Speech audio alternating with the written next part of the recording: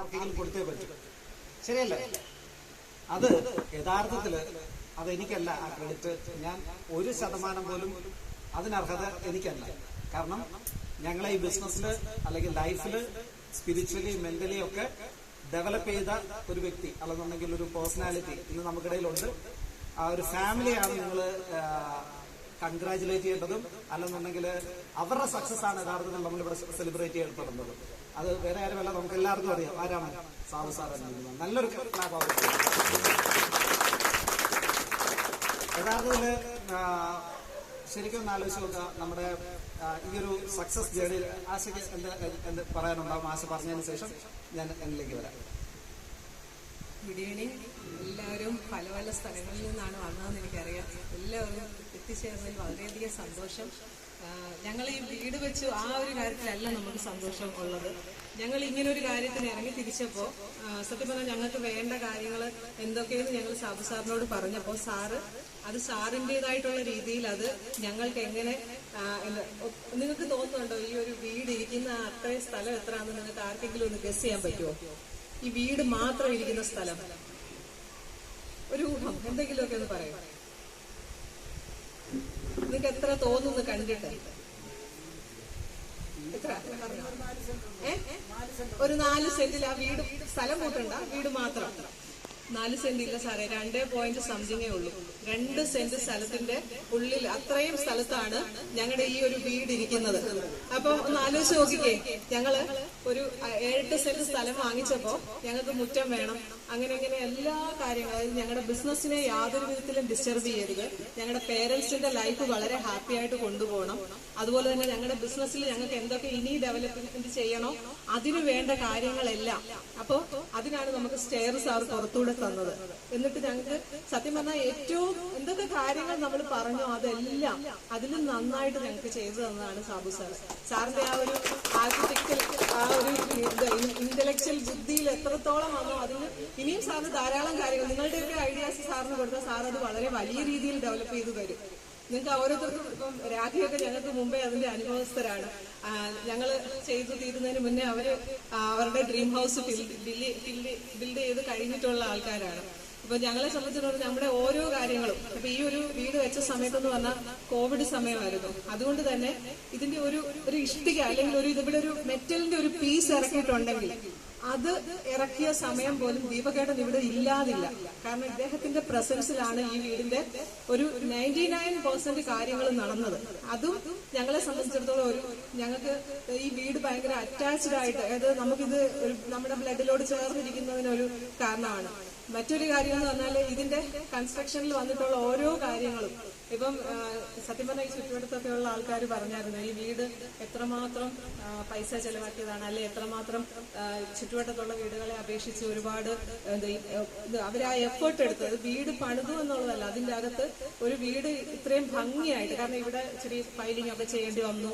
അതുപോലെ കൺസ്ട്രക്ഷൻ കരിങ്കല്ലിലല്ല അടിത്തറ കെട്ടിയേക്കുന്നത്, അത് കോൺക്രീറ്റ് ആണ്. ഇങ്ങനെ ഒരുപാട് കാര്യങ്ങൾ ചെയ്തിട്ടാണ് നമുക്ക് ഈ ഒരു വീട് ഇത്രയും നല്ല രീതിയിൽ സാറ് ഞങ്ങൾക്ക് വേണ്ടി ചെയ്തു തന്നത്. അത് മാത്രമല്ല നമുക്ക് ഇതിന്റെ അകത്ത് ഓരോരുത്തരും സാറിനെ വിചാരിച്ചു കഴിഞ്ഞാൽ സാറിന്റെ വീടാണ് പണിതത്, ദീപകിന് വേണ്ടിയിട്ട് സാറിന്റെ വീടാണ് പണിത് കൊടുത്തത്. അതുപോലെ തന്നെ ഇവിടെ ഇലക്ട്രിക്കൽ വർക്ക് നമുക്ക് ചെയ്തു തന്നത് നമ്മുടെ തന്നെ സൺലേട്ടനാണ്. സൺലേട്ടൻ ഇവിടെ ഓരോ കാര്യങ്ങളും ചെയ്തെന്ന് പറഞ്ഞാൽ സൺലേട്ടന്റെ വീടിന് എങ്ങനെ ചെയ്യും ആ രീതിയിലാണ് സൺലേട്ടൻ ഇവിടെ അതിനു വേണ്ടിയിട്ടുള്ള എഫേർട്ട് ഇട്ടത്. അതുപോലെ തന്നെ ഇവിടെ നമുക്ക് കബോർഡ് വർക്കും മറ്റു കാര്യങ്ങളും ചെയ്തു തന്നത് നമ്മുടെ സാജു ചേട്ടനും അദ്ദേഹത്തിന്റെ ഫ്രണ്ട് തന്നെയാണ് ഈ ബിസിനസ്സിലുള്ള ആള്. സാജു ചേട്ടൻ ഓരോ കാര്യങ്ങളും വന്ന് നമുക്ക് ഏറ്റവും ഇന്ന കാര്യങ്ങൾ എന്നൊക്കെ പറഞ്ഞ് നമ്മൾ പറഞ്ഞപ്പോൾ അതിൻ്റെ അതുകൊണ്ട് സാറ് ഒരു കളർ പറഞ്ഞിട്ട് പോയി. സാറ് ലാസ്റ്റ് വന്നപ്പോൾ ഇന്ന കാര്യങ്ങൾ ചെയ്യണമെന്ന് പറഞ്ഞിട്ട് ഇലക്ട്രിക്കലിന്റെ കാര്യം സത്യം പറഞ്ഞാൽ ലൈറ്റിന്റെ ഓരോന്നിന്റെയും വാട്ട് വരെ സാറ് പറഞ്ഞു തന്നിട്ട് പോയി. സൺലൈറ്റ് അന്ന് ഹോസ്പിറ്റലാണ്, ഞാൻ അതെല്ലാം എഴുതിയെടുത്തത്. അതേപോലെ തന്നെ നമ്മളത് ചെയ്യിപ്പിക്കാനായിട്ട് സാർ എന്ത് പറഞ്ഞിട്ട് പോയോ അതുപോലെ തന്നെ അതിൽ നിന്ന് വന്ന് ഈ ഇലക്ട്രിക്കലിന്റെ ഷോപ്പുകാർ വന്നിട്ട് പറഞ്ഞു അത് അത്ര പോരെ, 6 ഇടണം. അതായത് സാറ് 3 വാട്ട് പറഞ്ഞിട്ട് 6 വാട്ട് ഇടണമെന്നാണ്. ഞങ്ങള് ഒരു വിധത്തിലും സമ്മതിച്ചില്ല, കാരണം സാബു സാറ് പറഞ്ഞിട്ട് പോയത് ഇന്നതാണ്, അതിൽ നിന്ന് മാറാൻ പറ്റത്തില്ല. അങ്ങനെ പറഞ്ഞാണ് നമ്മളിവിടെ ഓരോ കാര്യങ്ങളും നമ്മൾ ചെയ്ത സമയത്ത് അത് മാറ്റാനായിട്ട് ഞങ്ങൾ തയ്യാറായില്ല. സാർ എന്ത് പറഞ്ഞിട്ട് പോയോ അങ്ങനെ തന്നെ. അതുപോലെ ഇത്രയും സ്പേസ് ഈ മുറ്റം കിട്ടിയത് തന്നെ സാറ് ഇത് ഭയങ്കരമായിട്ട് എന്താ പറയുക ഒതുക്കി എന്നാൽ എല്ലാ സൗകര്യങ്ങളോടും കൂടി ഞങ്ങൾക്ക് ചെയ്തു തന്ന ആ ഒരു കൺസ്ട്രക്ഷന്റെ ആ ഒരു മികവാണ്. പിന്നെ കുറച്ച് ഞാൻ സംസാരിക്കാം, അത് കഴിഞ്ഞ് കാഴ്ചയ്ക്ക് എഴുതാം. ഓക്കെ. അപ്പൊ യഥാർത്ഥത്തില് അല്ല ഈ പോയിന്റ്സ് നോട്ട് ചെയ്തു. അപ്പം സാറിനെ യഥാർത്ഥത്തിൽ ഞാൻ ആദ്യമായിട്ട് കാണുന്ന സമയത്ത് ഷെരീഫ് സാർ സൂചിപ്പിച്ചു അല്ലേ, എൻ്റെ വീടിൻ്റെ അവസ്ഥ ഏതാണ്ട് എനിക്ക് തോന്നുന്നു ഒരു 6.5 ലക്ഷം രൂപയുടെ കടബാധ്യതയായിട്ടാണ് ഞാൻ സാറിനോടൊപ്പം ഈ ബിസിനസ് സ്റ്റാർട്ട് ചെയ്യുന്നത്. കൂടാതെ ആശയുടെ ഗോൾഡ് അല്ലെങ്കിൽ മേടിക്കാൻ പറ്റുന്ന എവിടെയൊക്കെ മേടിക്കാവോ അതെല്ലാ ബാധ്യതയും കൂടെ ആ ഒരു അവസ്ഥയായിരുന്നു എനിക്ക്. ഇപ്പോൾ ബോബനൊക്കെ അറിയാം അല്ലേ, ബോബനോട്ടൊന്ന് ചിരിക്കുന്നു, രാജീവ് അല്ലേ, മഹേഷ്, സല്ലേട്ടൻ, ഇവർക്കൊക്കെ അറിയാം കാര്യങ്ങൾ. അപ്പം അതായിരുന്നു എൻ്റെ സ്ഥിതി ഈ ബിസിനസ്സിൽ രണ്ടാമത് ഞാൻ അസോസിയേറ്റ് ചെയ്യുന്ന സമയത്ത്. ഷീല ചേച്ചിക്ക് അത് കഴിഞ്ഞിട്ടുള്ള കാര്യം ഞാൻ പറയുന്നത്. അപ്പം ഈ ബിസിനസ്സിൽ വന്ന സമയത്തുണ്ടല്ലോ ഈ ഒരു അവസ്ഥയിൽ നിന്ന് എങ്ങനെ കരകയറാന്നുള്ളതായിരുന്നു എന്നെ സംബന്ധിച്ചുള്ള വലിയൊരു ചലഞ്ച്. പക്ഷെ ഇന്ന് ഈ കാണുന്ന എല്ലാ തരത്തിലുള്ള ഞങ്ങളുടെ അച്ചീവ്മെന്റ്സും സാറിന്റെ സപ്പോർട്ട് ഗൈഡൻസ് ഒക്കെ തന്നെയാണ്. അതേപോലെ തന്നെ എനിക്ക് പറയാനുള്ളതാണ് നമ്മളുടെ ഷെരീഫ് സാർ ആൻഡ് ഹസീന മാം. അവര് ഈ ബിസിനസ്സിനകത്ത് ഞങ്ങളുടെ കൂടെ എന്നാണോ അസോസിയേറ്റ് ചെയ്തത് ആ സമയം മുതൽ ഒരു ബ്രദറിനെ പോലെ അല്ലെന്നുണ്ടെങ്കിൽ അതിനപ്പുറത്തേക്ക് ഞങ്ങൾക്ക് സ്നേഹമായിക്കോട്ടെ, അല്ലെന്നുണ്ടെങ്കിൽ ഈ ബിസിനസ്സിൽ എന്താവശ്യം ഞങ്ങൾക്ക് വന്നാലും ഞങ്ങളെ ഏറ്റവും കൂടുതൽ തോളോട് ചേർത്ത് പിടിച്ച് ഞങ്ങളോടൊപ്പം അന്നും ഇന്നും എപ്പോഴും ഉണ്ട്. ഇനിയും അങ്ങോട്ടൊരു 100 കൊല്ലം അവർ ഞങ്ങളുടെ കൂടെ ഉണ്ടെന്നുള്ളതും ഞങ്ങൾക്കറിയാം. ഓക്കെ. പിന്നെ പെരിയസ്വാമി സാറാണ് കാവ്യമാണ് ഇന്ന് രാവിലെ വിളിച്ചിരുന്നു. അപ്പം ആലോചിച്ച് നോക്കിയാൽ എന്തുമാത്രം പവർഫുൾ ആയിട്ടുള്ള ഒരു അസോസിയേഷൻ നമുക്ക് ചുറ്റുമുണ്ട് അല്ലേ. സാബു സാർ എപ്പോഴും പറയും ഈ ബിസിനസ്സിൽ വിൻ ചെയ്യണമെങ്കിൽ ഒരൊറ്റ കാര്യം നമ്മൾ നേടിയാൽ മതി. അതായത് എന്താണ്, അപ്ലയൻസിന്റെ ബ്ലെസ്സിങ്സും ഡൗൺലൈൻസിന്റെ പ്രയേഴ്സും.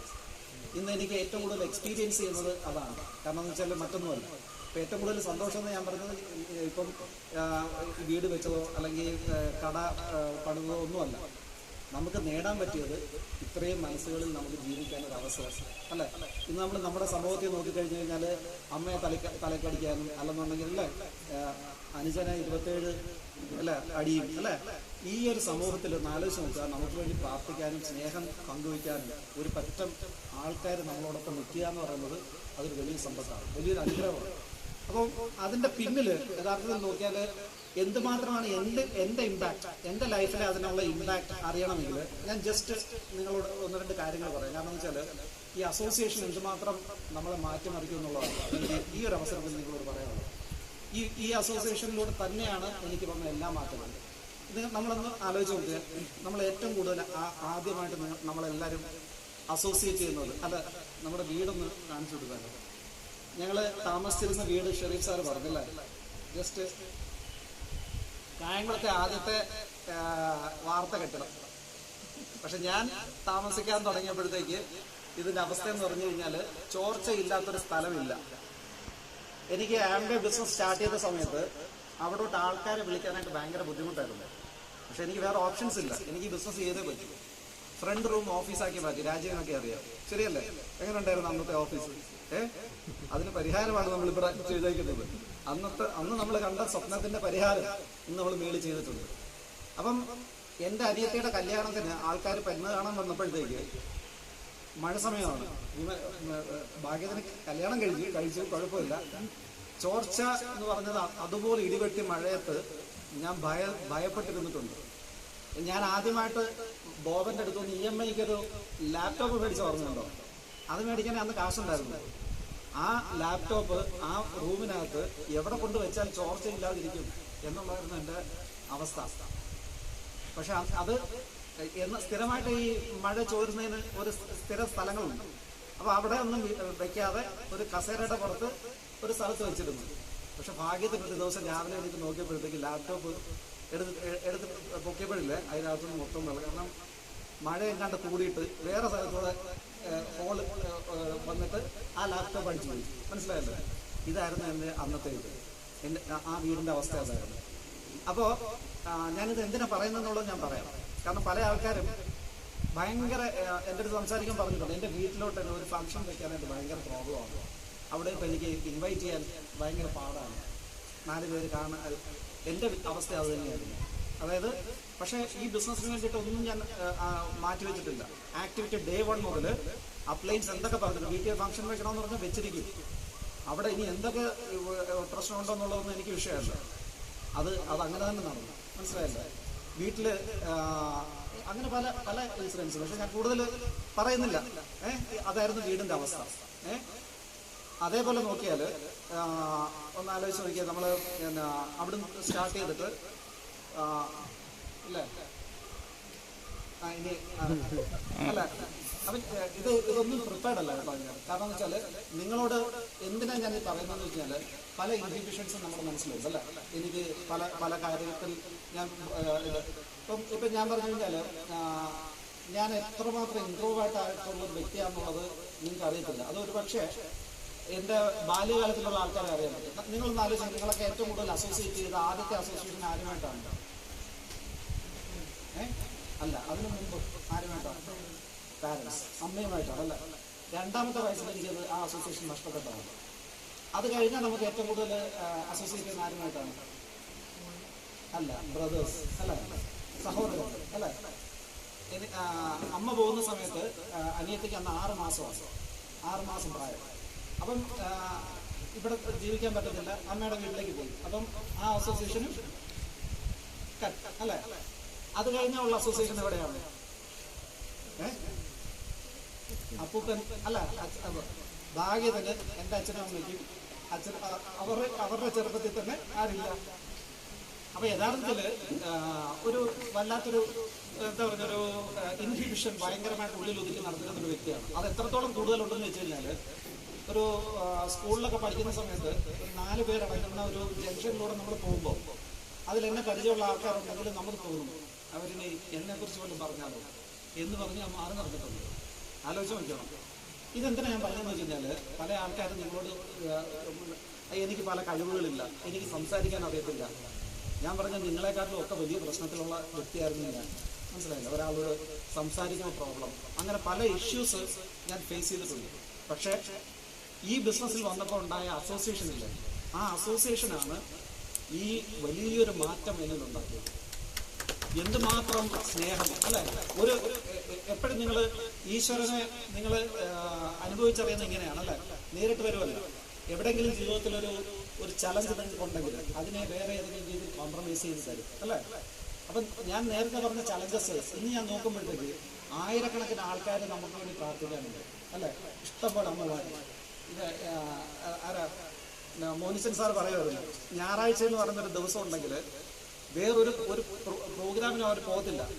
എന്ത് ഉണ്ടല്ലോ ഇവിടെ, അവർ വേറെ ഇന്ന് വരെ പോയിട്ടില്ല. അവരതെല്ലാം മാറ്റി വെച്ച് ഇവിടെ ഇരിക്കുന്നുണ്ടെങ്കിൽ അതിന്റെ പേരാണ് സ്നേഹം. ശരിയല്ലേ? അമ്മ എത്ര വയസ്സുണ്ടമ്മ? 75. ഈ ഒരു ഫംഗ്ഷന് വേണ്ടിയിട്ട് ട്രാവൽ ചെയ്ത് ഇവിടെ എത്തിയിട്ടുണ്ടെങ്കിൽ അതിന്റെ പേരാണ് സ്നേഹം.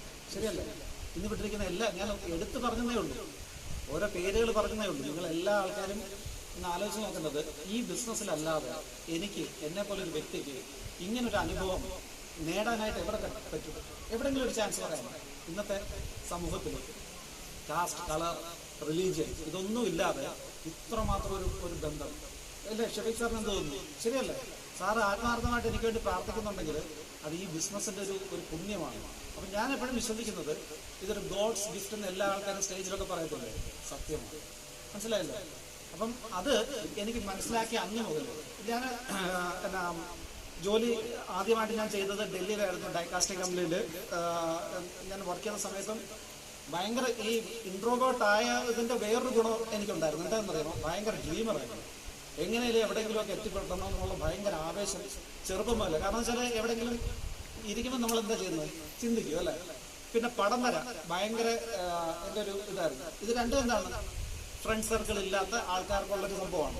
ഞാൻ പറഞ്ഞു വന്നത് ഫ്രണ്ട് സർക്കിൾ ഒരു 4 or 5 ആൾക്കാരല്ലാതെ അധികം ഫ്രണ്ട് സർക്കിൾ ഇല്ലാത്ത വളരെ ഒരു ലിമിറ്റഡ് ഇതിൽ ജീവിച്ചിരുന്ന ഒരു വ്യക്തിക്ക് ഇതൊക്കെ നേടാൻ പറ്റുമെങ്കിൽ നിങ്ങളെക്കുറിച്ച് നിങ്ങൾക്ക് എന്താ തോന്നുന്നു?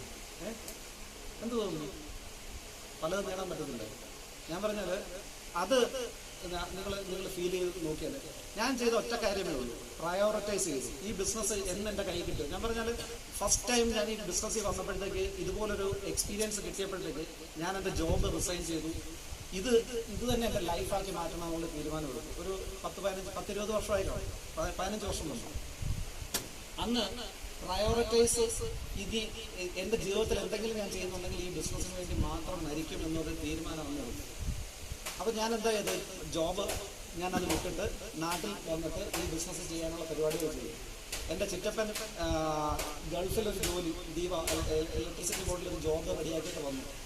അപ്പോൾ ആ സമയത്ത് ഇവിടെ ഈ അസോസിയേഷൻ്റെ ലഹരിയിൽ അതും അതുകൂടാതെ ബിസിനസ്സിൽ സിൽവർ ആയതിൻ്റെ ഒരു വല്ലാത്തൊരു എക്സൈറ്റ്മെൻറ്റിൽ നിൽക്കുന്ന സമയമാണ്. പുള്ളി ജോബ് വിസയായിട്ട് വന്നു. എനിക്ക് പിന്നെ എന്താ ഒരു ഓപ്ഷൻ, എന്തെങ്കിലും ഓപ്ഷൻ ഉണ്ടോ? ഞാൻ ഏതാണ്ട് ഒരു മാസം അവിടെ നിന്ന് വെള്ളി വീട്ടിൽ നിന്ന് നാട്ടുകാരും വീട്ടുകാരും എല്ലാവരും എനിക്കെതിരായി.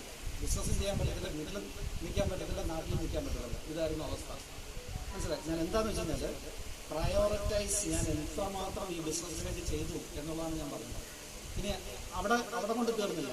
ഞാൻ ആശയ വിവാഹം കഴിക്കാനായിട്ട്, അതായത് ഞാൻ എൻ്റെ വിവാഹം മാരേജ് വേണ്ടി ഞാൻ സെർച്ച് ചെയ്തുകൊണ്ട് നിന്നപ്പോഴത്തേക്ക് എനിക്ക് എൻ്റെ ഡിമാൻഡ് ഒന്നേ ഉള്ളായിരുന്നു, ഈ ബിസിനസ് ഞാൻ ചെയ്യും, ഇതല്ലാതെ മറ്റൊന്നും ചെയ്യത്തില്ല. ഇതായിരുന്നു എൻ്റെ അവിടെ നിന്ന് സംസാരിച്ചത്. അപ്പോൾ ഇഷ്ടംപോലെ ആലോചനകൾ മുടങ്ങിക്കൊണ്ടിരുന്നു. അപ്പോൾ എൻ്റെ വീട്ടുകാരെല്ലാവരും ഭയങ്കര ചീത്തവിളിയാണ്. കാരണം എന്താണ്, ഏതെങ്കിലും ഒരു ജോലിയിൽ കയറി എന്നിട്ട് ഒരു മാസം നീ വർക്ക് ചെയ്യും, എന്നിട്ട് കല്യാണം കഴിക്കും, അതിനുശേഷം റിസൈൻ ചെയ്യും. ഞങ്ങൾ ഓക്കെ എന്ന് പറഞ്ഞു. മനസ്സിലായില്ല? പക്ഷെ അപ്പോഴും ഒരു പ്രശ്നമുണ്ട്. ഞാൻ അങ്ങനെ ചെയ്താൽ വരുന്ന വ്യക്തി എന്നെ പിന്നെ ബിസിനസ് ചെയ്യാൻ അനുവദിക്കുമോ? ഇല്ല. അപ്പോൾ അവിടെ ഒരു ചലഞ്ചുണ്ട്. അപ്പോൾ ചെയ്യുവാണെങ്കിൽ അല്ലെങ്കിൽ കല്യാണം കഴിക്കുവാണെങ്കിൽ ഞാൻ ആംവേ ഡിസ്ട്രിബ്യൂട്ടർ എന്ന മേൽവിലാസത്തിൽ മാത്രമേ എന്തുള്ളൂ വിവാഹം കഴിക്കുള്ളൂ. ഭാഗ്യത്തിന് ആശയ്ക്ക് ആംവേ ബിസിനസ് എന്താണെന്ന് അറിയത്തില്ലായിരുന്നു. ആശയുടെ വീട്ടുകാർക്കും അറിയത്തില്ലായിരുന്നു. അതുകൊണ്ട് കല്യാണം നടന്നു. ശരിയല്ലേ? ഓക്കെ, ശരിയാണ്. അതുകൊണ്ട് ആശ രക്ഷപ്പെട്ടല്ലേ? ഇതാണ് സംഭവിച്ചത്. ഇനി അത് കഴിഞ്ഞിട്ട് ജോബ്, പല ചലഞ്ചസ് വന്നിട്ടും ജോബിൽ ഞാൻ കയറി കുറച്ച് നാൾ. പക്ഷെ ആ ജോബ് എങ്ങനെയൊക്കെയാണെന്നറിയാമോ? മാർക്കറ്റിംഗ് ഫീൽഡ് സെലക്ട് ചെയ്തു. എൻ്റെ ഇത് വെച്ചിട്ട് ഏതെങ്കിലും ഫുൾ ടൈം ജോബിൽ കയറേണ്ടി വരും. അത് മാറ്റി വെച്ചിട്ട് ജസ്റ്റ് വളരെ താഴെ തുച്ഛമായിട്ട് ഉള്ള സാലറിയിൽ മാർക്കറ്റിംഗ് ജോബിൽ കയറിയിട്ട് ഈ ബിസിനസ് ചെയ്യാൻ പറ്റുന്ന രീതിയിൽ. കാരണം ഇടയ്ക്ക് ചലഞ്ചസ് വന്നപ്പോൾ ഇൻകം എല്ലാം സ്റ്റക്കായി. ആ സമയത്താണ് ഞാൻ സാറിലേക്ക് ഞാൻ കണക്റ്റഡ് ആവുന്നത്. പിന്നെ ഒരു ഹിസ്റ്ററി ആയിരുന്നു. സാർ എന്നിൽ തന്ന ഒരു കോൺഫിഡൻസ് ഉണ്ട്, ഞാൻ നിങ്ങളുടെ ഒന്നുമുണ്ട്, നമുക്ക് പലതും ചെയ്യാൻ പറ്റും. അപ്പം ഏത് ലെവലിലിരുന്നൊരു വ്യക്തിക്ക് കിട്ടിയ കോൺഫിഡൻസാണ് ഞാൻ പറഞ്ഞത്. അപ്പോൾ ആ കോൺഫിഡൻസ് ഒരു വ്യക്തിക്ക് നിങ്ങൾക്ക് കൊടുക്കാൻ സാധിച്ചാൽ മിറാക്കിൾസ് ഉണ്ടാക്കിയെടുക്കാൻ പറ്റും.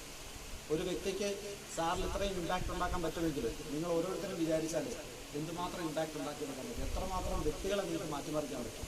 ആ പവറാണ് ഈ ബിസിനസ്സിനുള്ളത്. അപ്പം പ്രയോറിറ്റൈസ് ചെയ്തു എന്നുള്ളത് മാത്രമേ ആര് ചെയ്തുള്ളൂ? ഞാൻ ചെയ്തുള്ളൂ. രണ്ടാമത് ഞാൻ ചെയ്തിട്ടുള്ള കാര്യം ഡിസിപ്ലിൻ. 100% ഈ ബിസിനസ്സിൻ്റെ കാര്യത്തിന്, ചെയ്യേണ്ട കാര്യത്തിൽ നിന്ന് ഒരു തരത്തിലും മാറി നിന്നിട്ടില്ല, ഇന്ന് വരെ മാറി നിന്നിട്ടില്ല. അപ്പോൾ നിങ്ങൾക്ക് ഓർമ്മയുണ്ടാവും, ഞാൻ ALS പോയപ്പോൾ പോലും നിങ്ങളുടെ വാട്സപ്പ് മെസ്സേജിലൊക്കെ സൂം മീറ്റിങ്ങിൻ്റെ ലിങ്ക് വന്നിട്ടുണ്ടാവും. അതവിടെ ചിലപ്പം 3 മണിക്കൂർ പ്രയറായിട്ട് എണീറ്റിരുന്ന് എഴുതണം, അല്ല എണീറ്റിരുന്ന് വേണം എഴുതുക, അവിടെ ഉറങ്ങുന്ന സമയമാണ്. പക്ഷെ ആ സമയത്തും എങ്ങനെ എനിക്ക് ഓട്ടോമാറ്റിക്കായിട്ട് എണീക്കാൻ പറ്റും? സാറ് പറഞ്ഞതുപോലെ ഇന്നതെൻ്റെ ബ്ലഡിലായിട്ട് നമുക്കത് ആ മെസ്സേജ് ഇടാതിരിക്കാനോ ഒന്നും പറ്റാത്തൊരവസ്ഥയിലേക്ക്. അതായത് പറഞ്ഞാൽ അത്രമാത്രം അതിനൊരു കാരണമുണ്ട്. എന്താണെന്നറിയാമോ? ഇപ്പം ഞാൻ ഇവിടെയിരിക്കുന്ന ആൾക്കാരെക്കാളും വലിയ ബുദ്ധിമാനാണ് ഞാൻ എന്ന് പറഞ്ഞാൽ ശരിയാണ്. ഏറ്റവും കൂടുതൽ ബുദ്ധി എനിക്കാണെന്ന് പറഞ്ഞാൽ ശരിയാണ്. നമ്മളെക്കാൾ ഒത്തിരി ബുദ്ധിയുള്ള ആൾക്കാരുണ്ട്, അല്ലേ? ഏറ്റവും കൂടുതൽ ടാലൻറ്റഡ് ആയിട്ടുള്ള വ്യക്തി ഞാനാണെന്ന് പറഞ്ഞാൽ ശരിയാവും.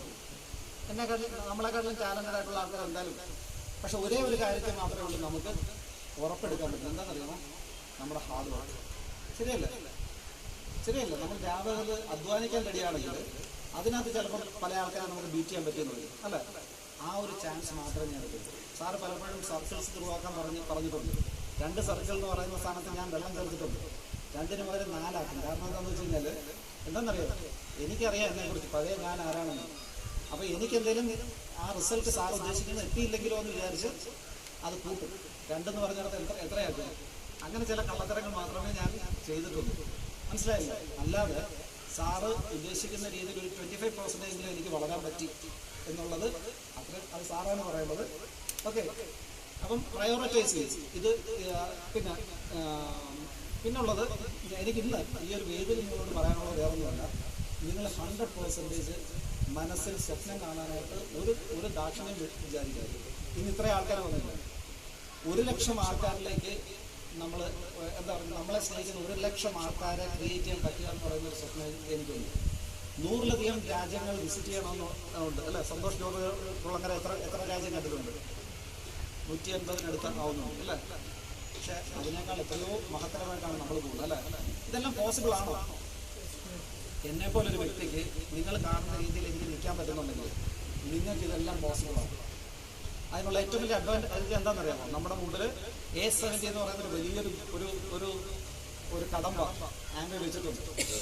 ഉറപ്പായിട്ട് ഞാൻ പറയാം, നമുക്ക് നമ്മുടെ അപ്ലയൻസ് റെഡിയാണ്, നമ്മുടെ ടീം റെഡിയാണ്. ഉറപ്പായിട്ട് നമുക്ക് ഈ ഒരു ഇത് അച്ചീവ് ചെയ്യാൻ സാധിക്കുമെന്ന് ആശ കൺക്ലൂഡ് ചെയ്യാം.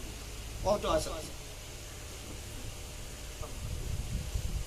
ഞങ്ങളുടെ പഴയ വീടിരുന്ന സ്ഥലത്തെ ഇത് കണ്ടു. പക്ഷെ ഇപ്പൊ അത് നമ്മൾ വേറെ ഒരു രീതിയിലേക്ക് മാറ്റിയിട്ടുണ്ട്. പക്ഷെ അതിന്റെ ഫിനിഷിംഗ് നമ്മൾ ഉദ്ദേശിച്ചത് ഈ രീതിയാണ്. പക്ഷെ അവര് നമ്മൾ ഷോപ്പ് ചെയ്തു.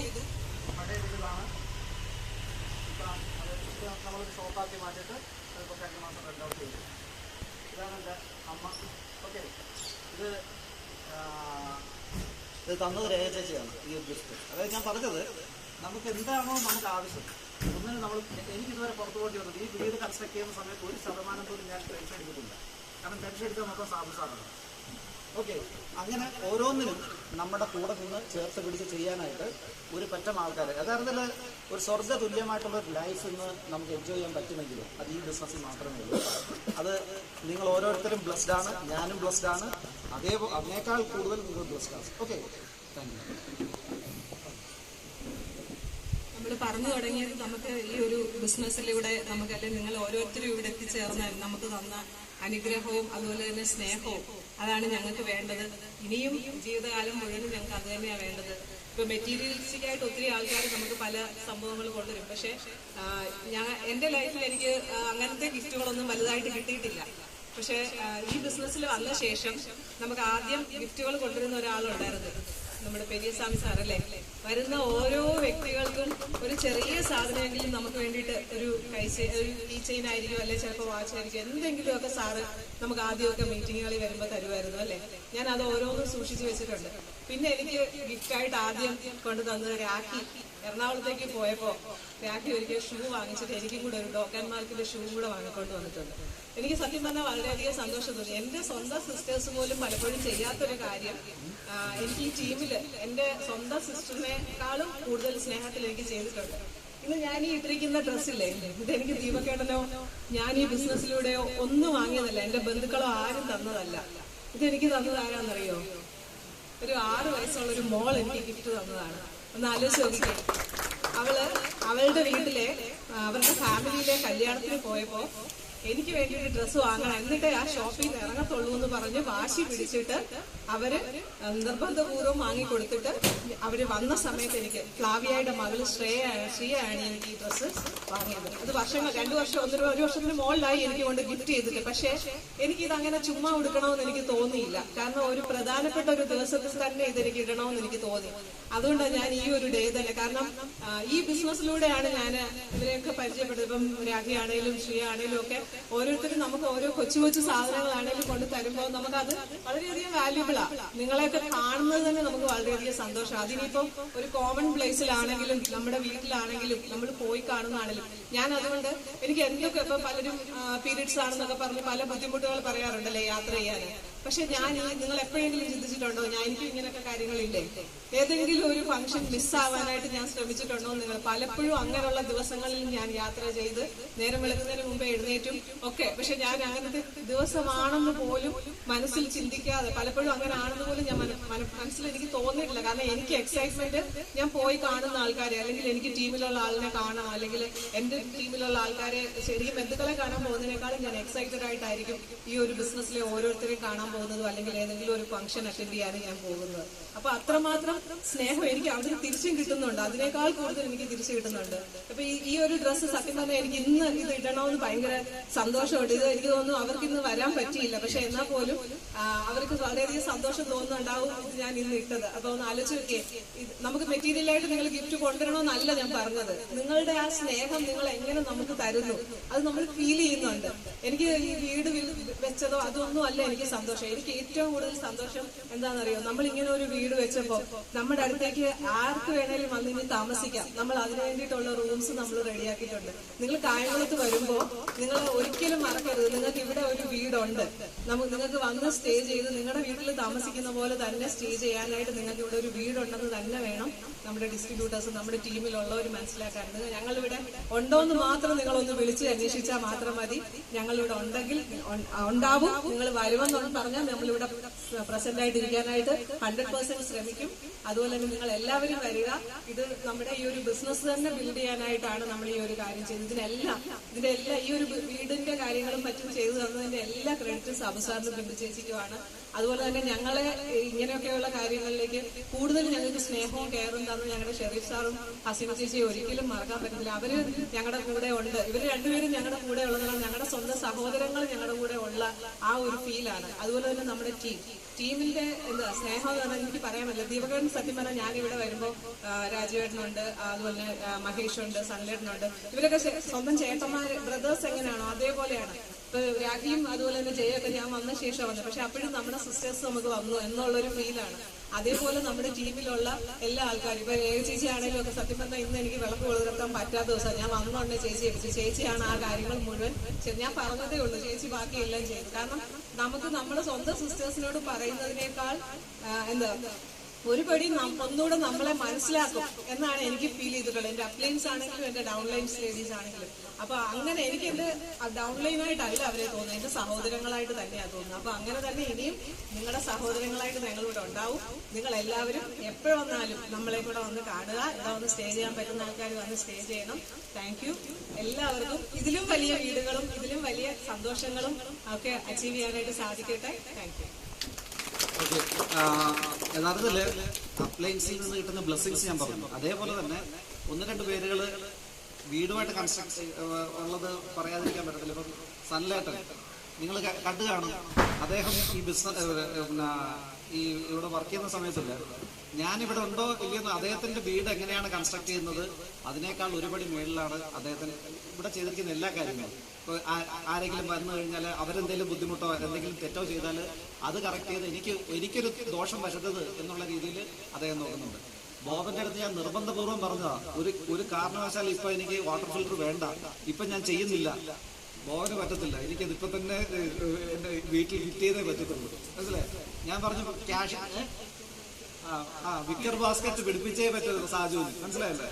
അതായത് ഓരോ വ്യക്തികളും അവരവരുടെ സ്വന്തം വീടായിട്ട് കണ്ടു എന്നുള്ളതാണ് എനിക്ക് മനസ്സിലാക്കാൻ പറ്റുന്നത്. യഥാർത്ഥത്തില് അപ്പം വീട് വെക്കാനായിട്ട് ആർക്കും പറ്റും, പക്ഷെ ഇതുപോലൊരു സമൂഹത്തിൽ ജീവിക്കാനായിട്ട് നമുക്ക് പറ്റുമോ എന്നുള്ളതാണ് ഭയങ്കരമായിട്ടല്ലേ നമുക്ക് സന്തോഷം തരുന്നത്. എനിക്കത് അനുഭവിക്കാൻ പറ്റി. ഇനി നിങ്ങൾക്കും ഇതെല്ലാം വന്ന് ഭവിക്കട്ടെ. ഓക്കെ, നിങ്ങളും ഇതെല്ലാം അനുഭവിക്കും. ഓക്കെ, നിങ്ങൾക്ക് ഇതെല്ലാം നേടാനായിട്ട് ഉറപ്പായിട്ടും ഏത് അറ്റം വരെയും ഞങ്ങളുടെ എഫേർട്ട് ഇടാൻ നമ്മൾ റെഡിയാണ്. ഇനി വരാൻ പോകുന്ന ഒരു മുന്നോട്ടുള്ള യാത്രയിൽ നിങ്ങളുടെ 100 കണക്കിന്, ഞാൻ പറയാം 100 കണക്കിന് സ്വപ്നങ്ങൾ നിങ്ങൾ ഫുൾഫിൽ ചെയ്യണം. ഒരു പേന മുതൽ നിങ്ങളൊരു എയർക്രാഫ്റ്റ് മേടിക്കുന്നതായിക്കോട്ടെ, എന്ത് നിങ്ങൾ ചിന്തിക്കുക. എനിക്കിതൊക്കെ ചെയ്യാൻ പറ്റുമെങ്കിൽ അതൊക്കെ വളരെ നിസ്സാരമായിട്ട് നിങ്ങൾ ചെയ്യും. ഞാൻ പറഞ്ഞല്ലോ, ഞാൻ വന്നത് എവിടുന്നാണ്, ഞാനിപ്പോൾ നിൽക്കുന്നത് എവിടെയാണ്, അതിനേക്കാൾ എത്രയോ ഉയരത്തിലാണ് ഞാൻ. നിങ്ങൾക്ക് ഒരുപാട് മടങ്ങ്, 1000 മടങ്ങ് നിങ്ങൾക്ക് ഉയരാൻ പറ്റട്ടെ എന്ന് വിഷ് ചെയ്യുന്നു. ഇത് നിങ്ങളുടെ ദിവസമാണ്, ഞങ്ങളുടെ അല്ല. ഓക്കെ, അപ്ലയൻസിന്റെ ദിവസമാണ്. കാരണം ഒന്ന് ആലോചിച്ച് നോക്കുക, ഇങ്ങനൊരു തണലിൽ നമുക്ക് ജീവിക്കാൻ പറ്റുക. ഇപ്പം Sharif sir, Sabu sir, Periyaswamy sir, അതിന് മേളിൽ നമ്മൾ കോണ്ടാക്ട് ചെയ്തിട്ടില്ല. പക്ഷെ അങ്ങനെ വലിയൊരു ബ്ലെസ്സിങ്സ് നേടാൻ പറ്റിയ വലിയൊരു LOS നമുക്ക് വരാൻ പറ്റുക എന്ന് പറഞ്ഞത് എൻ്റെ ലൈഫിൽ ഞാൻ എവിടെയൊക്കെ എനിക്ക് പോരായ്മകൾ വന്നിട്ടുണ്ടോ അതെല്ലാം നികത്താനായിട്ട് ഈ ഒരു LOSനെ സാധിച്ചിട്ടുണ്ട്. Thank you all of you. Thank U.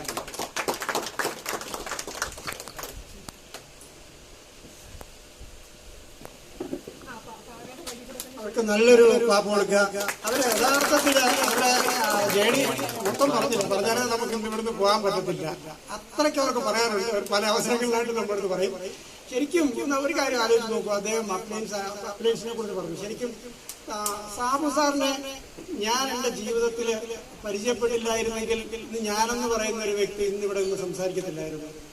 അങ്ങനെയുള്ള ഒരു ബാക്ക്ഗ്രൗണ്ടിൽ നിന്ന് വന്നിരുന്ന ആളാണ് സാർ. ഈ ബിസിനസ് സാറും ബുദ്ധിജി ഈ ബിസിനസ് ചെയ്യാൻ തീരുമാനമെടുത്ത ഒറ്റ കാരണത്താൽ മാത്രം ഇന്ന് ഏകദേശം ഒരു 600-ന് മുകളിൽ ആൾക്കാരുടെ വീട്ടിൽ ഇൻകം എത്തുന്നു എന്നൊന്ന് ആലോചിച്ച് നോക്കൂ. 1.5 ലക്ഷം രൂപ മുതൽ വലിയ ചെറിയ എമൗണ്ട് വരെ ആണെങ്കിലും ആ ഫാമിലി റൺ ചെയ്യാനുള്ള ഒരു ഇൻകം എത്തുന്നു എന്നൊന്ന് ആലോചിച്ച് നോക്കൂ. അത്ര പൊട്ടൻഷ്യൽ ഉള്ളൊരു